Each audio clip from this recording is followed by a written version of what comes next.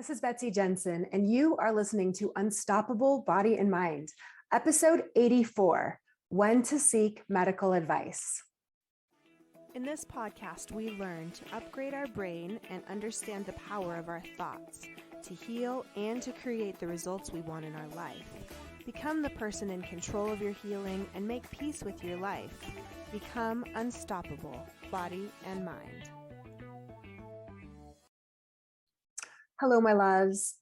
I had a question come up on an Instagram live today, and I thought I would address it here, partially because the internet went out as we were discussing it, and partially because I do want you all to know my opinion on where I stand as far as the combination of what I teach and medical advice, because some podcasts do have on every episode a disclaimer talking about, this is not a substitution for medical advice. And that's definitely how I feel. Everyone that I've worked with personally has been through the medical system, and about half of the people that I coach are physicians. So I want you to know that I think there is a place for the medical system. And I think that the information that I teach doesn't contradict that necessarily. It's just looking at the specific case of chronic pain or conditions. And I'll talk specifically about those types of conditions that tend to be mind-body later.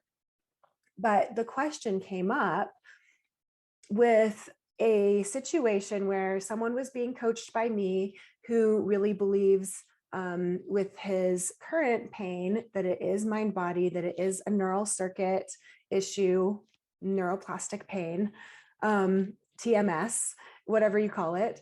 It's something that is related to his stress level.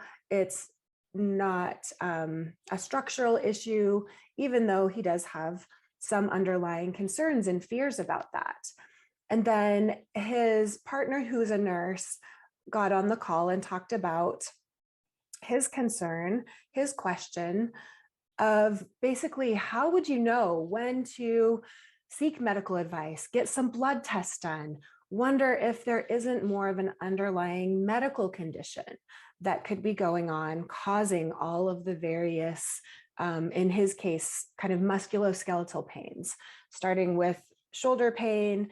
And then when that went away, very soon after, in a stressful time of his life, developing foot pain, and then trying to manage that navigation of, is this neuroplastic pain? Is this something that needs medical attention and I should address physically? Is it an injury? It's such a common question. And so I'm glad it came up. And basically how I operate is I do get medical checkups to make sure that, things are looking okay, and kind of like you would get oil changes and maintenance on your car, or you might do updates on your phone. You're going to be checking out the medical side of things preventatively, not just when something comes up. And as I said, the people that I've specifically been coaching are ones that I know have been through the medical system and have gotten things checked out by multiple experts over years, maybe decades. And when the medical system hasn't been working for them, all of the variety of different physical treatments haven't been working, then seeing that there could be another way of approaching the general issue, which involves the thoughts, the feelings, monitoring the nervous system and decreasing the stress level. And there are ways of ruling in these mind-body conditions. So Howard Schubiner has FIT criteria. These are ways of diagnosing what is a mind-body type of trait. I'm going to read a few of the FIT criteria. Symptoms shift from one location in the body to another. Symptoms are more or less depending on the time of day. Symptoms occur after, but not during activity or exercise. Right? Like if you're injuring yourself, if you're actually injuring your back or injuring your elbow, why wouldn't it hurt when you're exercising, but it would hurt after? Symptoms occur when one thinks about them or when someone asks about them. I had someone tell me her back started hurting when her family would talk about their back pain. And I said, yes, a disc does not behave like that. If the cause is something structural, then the disc should not produce more pain when you're talking about it. Symptoms are minimal or non-existent when engaged in joyful or distracting activities, such as when on vacation. So noticing any times that maybe you were watching a movie or talking to friends and you were distracted and didn't feel the pain. All of those are ways of ruling in that this is neural pathways in the brain. It's neural circuits that have been activated. It's habitual. It's pain that's programmed that can be unlearned. I don't want to go through all of the fit criteria here. I do talk about them other places and on the interview with Dr. Schubiner that I have on my podcast. But just as you would use medical criteria to try to rule in or out what is going on medically, or if there's an injury, you can use these fit criteria to also rule in that it's behaving in a way that's more congruent with a mind-body type issue than an actual structural issue. And what I do is look at the whole picture of the person with their complete history. Do they have a tendency to have similar mind-body type issues? So if someone has a history of having a lot of types of different issues that are all mind-body related, then when something new comes up, then it's more suspect. I said that weird. It's more suspect that it's probably another version, another flavor of a mind-body issue than indication of probably a new acute injury or medical condition that just came up. According to Dr. Schubiner, who's been researching chronic pain for decades, he says these diseases are likely neural circuit.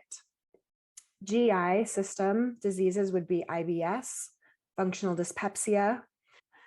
In the musculoskeletal system, fibromyalgia, MPS, scoliosis, weak core, tight hamstrings, SI joint dysfunction, piriformis syndrome, leg length discrepancy.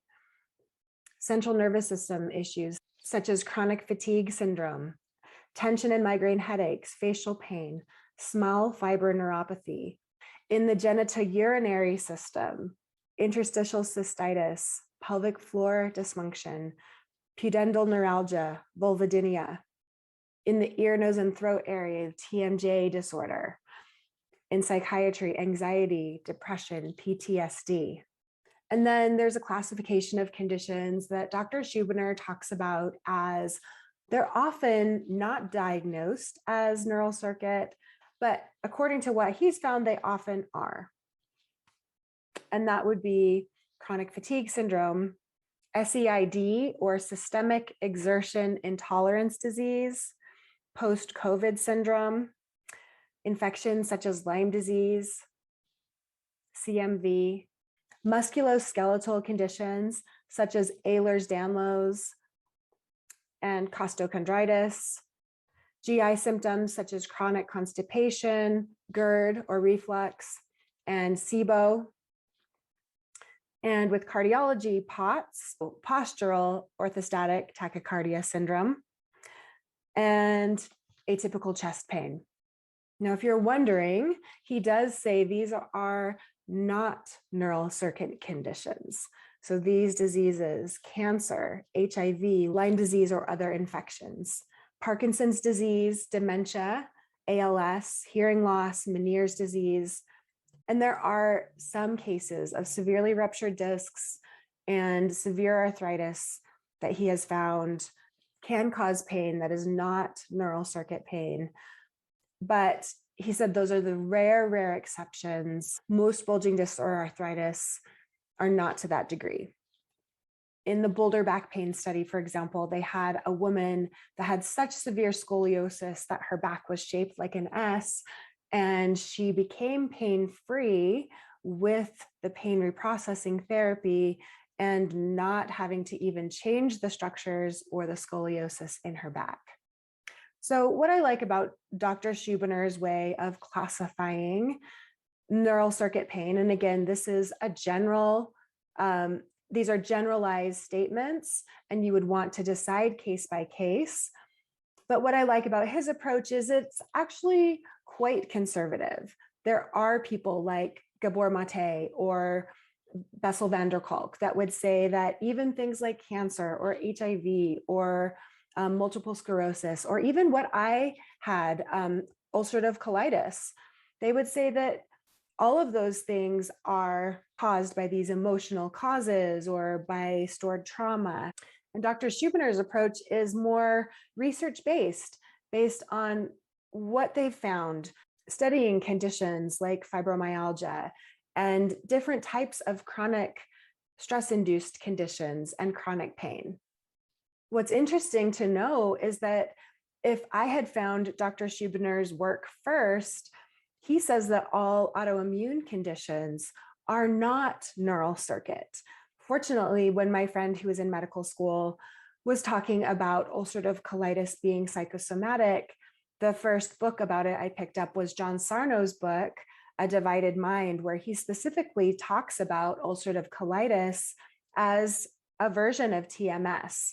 And it made so much sense to me that because I was in constant fight or flight, that my digestive system was out of whack because I wasn't ever allowing myself to relax and get into that parasympathetic state where I could rest and digest. But if you just take the criteria, as I like to by Dr. Schubiner, it helps distinguish what are the things that absolutely require some medical attention and guidance. Maybe this work in addition, but ulcerative colitis, he would say, there's a disease process, there's some medical changes. There was like bleeding and stuff that I would need some medical attention for and to be monitored. So he would not even classify that as, purely a neural circuit condition. So if someone has a history of multiple of these neural circuit type conditions and notices that their new pain tends to follow some of the fit criteria, and they notice that if they catastrophize, that their pain gets worse as they monitor it and track it, then I wouldn't rush that person to go and get blood tests and try to figure out a medical cause that's going on that's bigger than all of it. In general, we know that when we approach our pain with a lot of fear and with a lot of intensity of trying to figure it out, with a lot of focus on it, with urgency of wanting it to stop, and with trying to fix it constantly, then those things are actually shown to increase the production of pain. We do know from research that people who catastrophize, which is certain ways of thinking and responding to pain, that people who catastrophize are more likely for their acute pain to turn chronic. They're more likely to get new acute types of pain. They are more likely, if they are catastrophizing before surgery, to have a more complicated or longer recovery. So I really encourage you, if you start to feel a new pain and you have this history, that this also could be another sign that you are more likely to get a new acute pain. But again, interpreting that signal correctly is really important. It's like a child that has fallen, and the way that you react to that child can really intensify their reaction as well. So as much as possible, you want to react with calmness, with curiosity, with love, with compassion. It's going to be all right. Not first thing rushing to, oh my gosh, let's take you right to the doctor. What have you done? It looks horrible. The people I'm mainly speaking to have been through the medical system, maybe for years and years. They've been quite vigilant usually about checking up on things, making sure their general health is okay with getting blood tests and getting checkups. If that isn't you, then I encourage you to seek some medical attention, to go to a doctor or someone. And especially if there is someone that's familiar with the mind-body approach, that could be really great. But I do want to make it clear that these two approaches can work hand in hand, that the medical system is absolutely necessary, especially for acute conditions.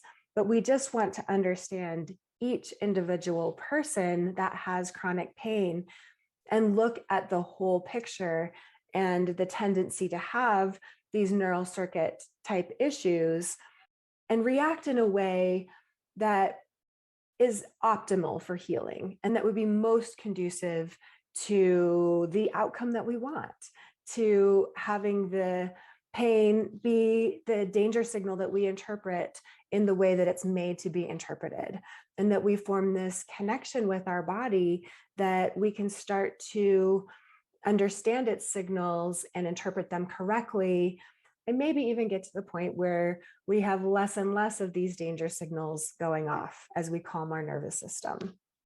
Okay, so thanks for the discussion on Instagram that led to this great question, Scotty and Rom. And be sure and find me there or in my Facebook group, Body and Mind Life Coach, if you want to ask more questions or to discuss anything that I talked about here. All right, my loves, have a good week. Bye.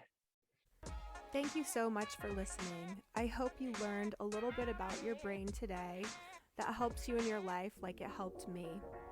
Please be sure and subscribe and leave a review. And of course, be sure and share this podcast with someone you know that wants an unstoppable body and mind.